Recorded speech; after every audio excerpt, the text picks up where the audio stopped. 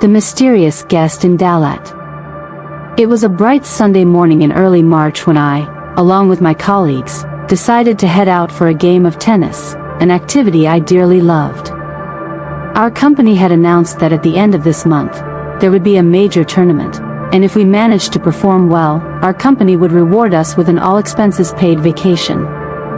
The excitement was palpable, and every afternoon after work, we dedicated ourselves to rigorous practice sessions, determined to bring home the coveted gold trophy. Our team consisted of 4 women, each passionate and committed. We scheduled our practices meticulously, setting goals and pushing ourselves harder with each session. With dedicated effort, our hard work paid off. When the tournament finally arrived, we played with all our hearts and secured a top position. The prize was an unforgettable trip to DaLat, a region renowned for its poetic landscapes and romantic atmosphere, a place I had dreamed of visiting for years. Everyone was eager for this adventure. We bought new clothes, packed our suitcases, and prepared all the essentials. The final day finally arrived. As our van rolled out, I gazed eagerly at the endless road stretching ahead, feeling a mix of anticipation and excitement. The journey took us through winding mountain roads up DaLat Pass, where a gentle, cool mist clung to the air, giving us chills of delight as we entered the colder climate of the highlands. As the van approached DaLat, dusk fell, cloaking the city in a soft, chilly twilight. We hurried to put on our jackets, trying to warm ourselves in the crisp air. From the hilltop vantage point, DaLat looked enchanting, a sprawling valley dotted with thousands of tiny glowing lights, like stars fallen from the night sky, nestled within the lush green embrace of the mountains.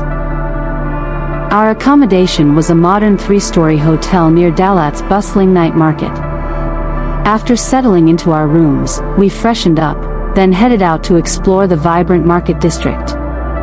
The streets buzzed with activity, food stalls, street performers, and colorful lights, all blending into a lively tapestry of local culture. We wandered, sampling delicious street foods and sipping warm soy milk, the cool evening air making every sip feel like a comforting hug. That night, exhausted from the day's journey, we returned to our hotel, sinking into the cozy beds with thick blankets. I sat watching TV for a while, then soon drifted into sleep. But around midnight, a sudden chill ran down my spine, and I awoke to find the room strangely cold. I instinctively pulled the blanket tighter, feeling uneasy. As I turned to face the door, I noticed a faint movement. Someone or something was there.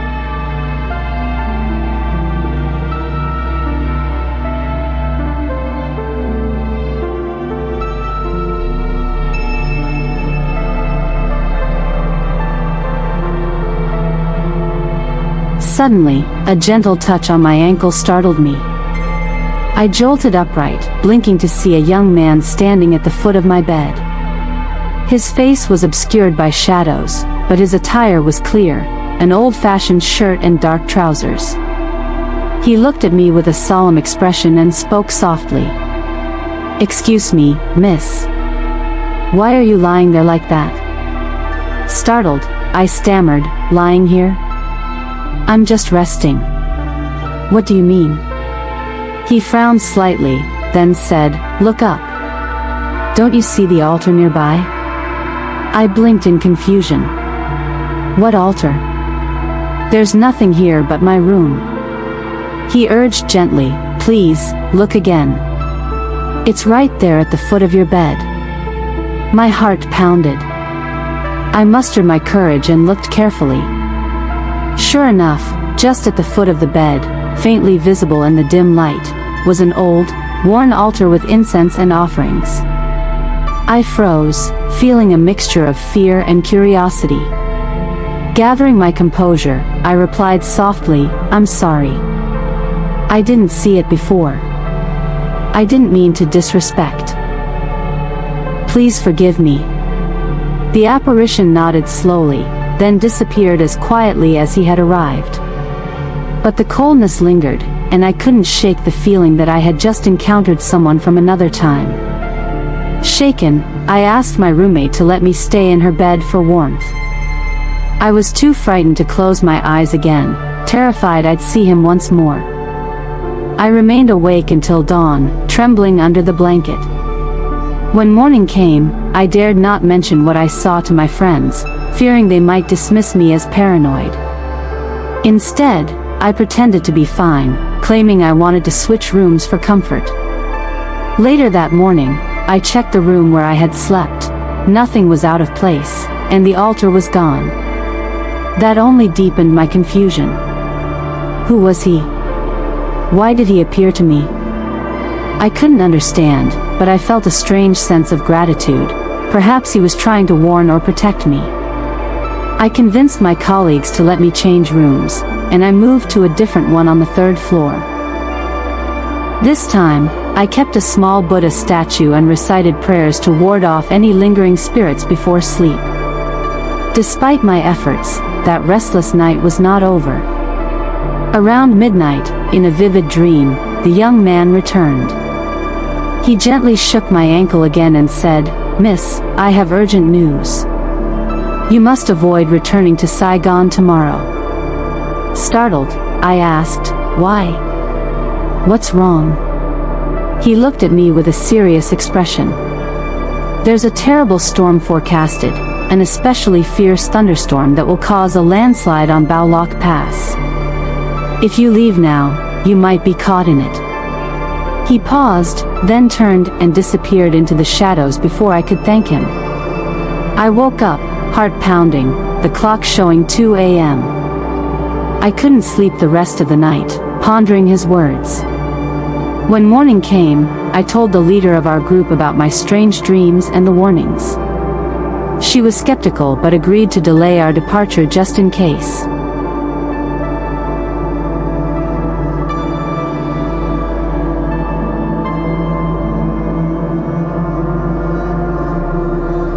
That afternoon, I tuned into the evening news.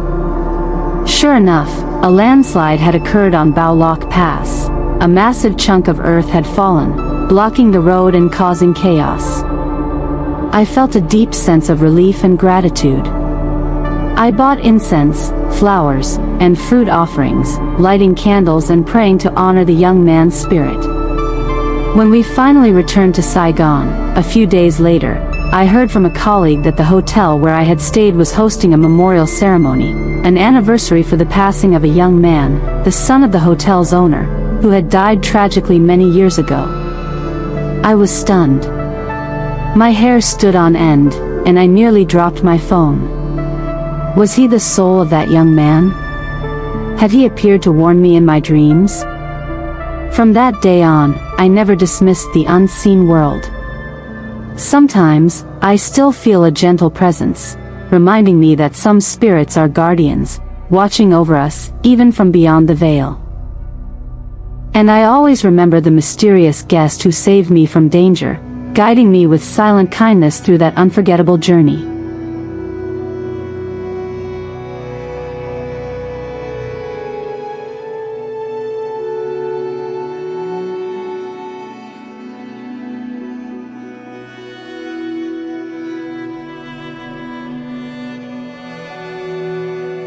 Days turned into weeks, and life in Saigon gradually returned to normal.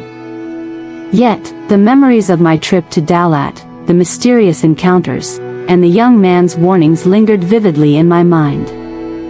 I found myself often gazing at the night sky, wondering about the unseen world that coexists alongside ours, and whether the spirits we sometimes sense are truly watching over us. As time passed, I became more attuned to the subtle signs around me. Small things, an inexplicable breeze, a flickering candle, or a gentle whisper in the quiet, sometimes made me pause and reflect. I felt a comforting presence, a guardian spirit watching over me, especially during moments of doubt or danger. One particular evening, about a month after returning from DaLat, I was walking home late from a friend's house. The streets were unusually quiet, with only the faint hum of distant cars. As I crossed a narrow alley, I suddenly felt a cold shiver run down my spine. From the shadows, I saw a faint glow, like a soft light flickering in the darkness. Out of curiosity, I hesitated and then approached cautiously. To my surprise, I saw a small, glowing orb, like a tiny ball of light, floating gently above the ground. It shimmered with a calming, golden hue. I stood frozen, unsure whether it was a trick of the light or something more. Then, I remembered the young man's words, the spirits that sometimes appear to protect us. The orb hovered around me for a moment, then slowly drifted ahead, guiding me through the alley. I followed quietly, feeling an inexplicable sense of peace. When I reached the main street, the light vanished as suddenly as it appeared. I looked back, heart pounding, but there was nothing there, just the quiet, empty streets. That night, I dreamed again of the young man. This time, he was sitting peacefully in a lush garden, surrounded by vibrant flowers and soft sunlight. He looked at me kindly and whispered, "Thank you for listening. Remember, not all spirits are here to cause harm. Some are messengers, protectors, or memories that refuse to fade." Awakening with a start, I felt a deep sense of gratitude. Whether it was a dream or a vision, I knew I had encountered a guardian, someone who cared beyond the limits of life and death. Over the following months, I made a habit of lighting incense and offering prayers to honor these unseen protectors. I learned that respecting and acknowledging the spirits could bring peace and safety, not just for me but for those around me as well.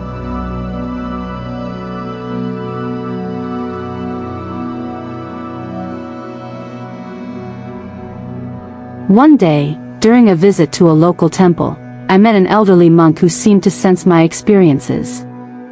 He smiled gently and said, "Many spirits walk among us, especially those who have unfinished business or who watch over loved ones. The key is to show respect and open your heart. When you do, they will guide and protect you in ways you cannot see." Inspired by his words, I began to keep a small shrine in my home, an altar with photographs, candles, and offerings. Every evening, I would sit quietly, meditate, and express gratitude for the unseen guardians who had appeared to help me in my hour of need. And so, my life transformed. I no longer saw the world as just the physical realm but as a tapestry woven with unseen threads of love, protection, and memory. The mysterious guest from DaLat had opened my eyes to a universe beyond the tangible, reminding me that sometimes, help comes from the most unexpected places, and that spirits, whether living or departed, are never truly gone. They simply watch over us from another realm. Years have passed since that unforgettable trip, but the lessons remain. I often share my story with friends and family, emphasizing the importance of respect for the unseen world. Whether you believe in spirits or not, acknowledging that there are forces beyond our understanding can bring comfort and strength. To this day, I carry a small token of that experience, a stone from DaLat, a keepsake of the guardian who once appeared in my room. Whenever life feels uncertain or overwhelming, I hold it close and remember his silent, caring presence. And as I sit quietly in the evening, lighting a candle or offering a prayer, I feel the gentle touch of unseen hands, guiding me, protecting me, and reminding me that we are never truly alone. The mysterious guest's kindness taught me that faith, respect, and an open heart can bridge worlds, connecting us to the spirits that walk among us, unseen but always near.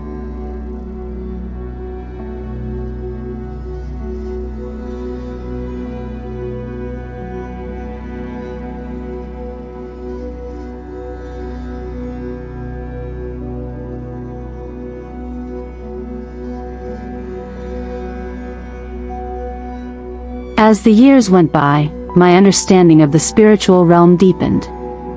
I became more receptive to the subtle signs and feelings that told me I was never truly alone. My experiences at DaLat had transformed from frightening encounters into profound lessons of respect, compassion, and faith.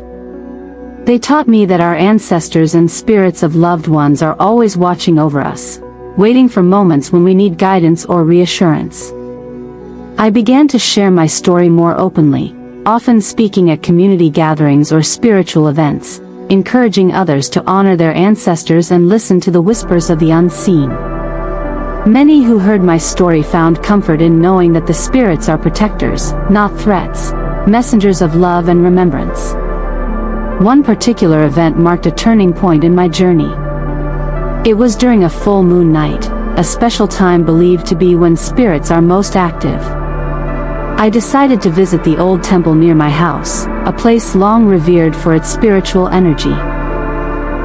Sitting quietly in the lantern-lit courtyard, I lit incense and closed my eyes, feeling the gentle breeze and the soft hum of distant prayers. Suddenly, I felt a warm presence beside me, like a gentle hug from someone I knew.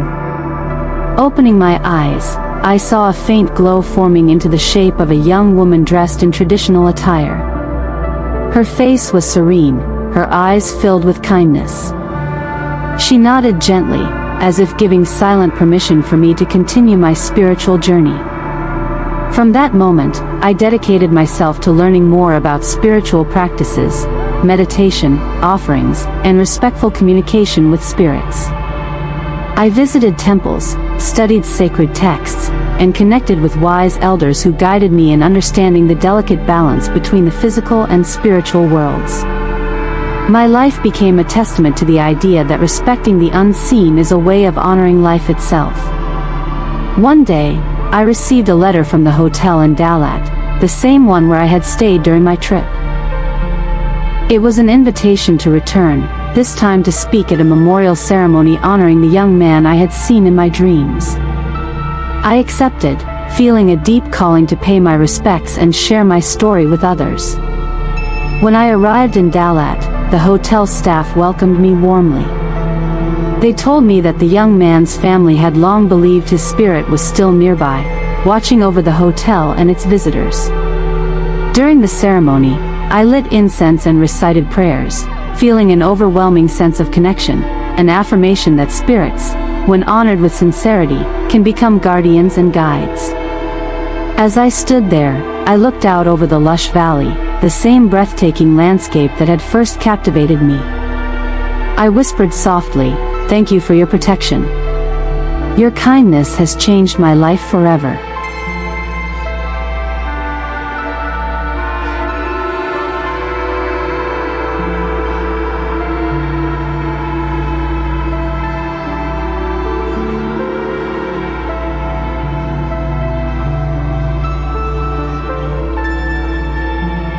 And in that moment, I felt a gentle, reassuring presence, like a warm breeze, passing through, reminding me that our journey with spirits is ongoing. It is a sacred dance of respect, love, and understanding, a dance that transcends life and death. A message to believe and respect. Now, I live each day with gratitude and mindfulness. I carry the lessons from DaLat close to my heart, that unseen guardians are always near, ready to help if we open ourselves to their presence. I urge everyone to respect the spirits of their ancestors, to listen with an open heart, and to believe in the power of love that binds us beyond mortal existence. Whether you encounter spirits in dreams, in quiet moments, or through signs in nature, remember that they are messengers of hope and protection. They are the silent witnesses to our lives, guiding us through the storms and calm waters alike. And so, my story continues, one of faith, respect, and eternal connection. I know that in every corner of the world, unseen guardians walk among us, watching over us with compassion and care. All we need is to be receptive, humble, and respectful of the spirits that dwell in this mysterious, beautiful realm beyond our sight. In closing, I leave you with this thought: life is a journey not only through the physical world but also through the realm of spirits and memories. Cherish those connections, honor the unseen guardians, and trust that love and respect can bridge worlds, bringing peace and protection to all who believe.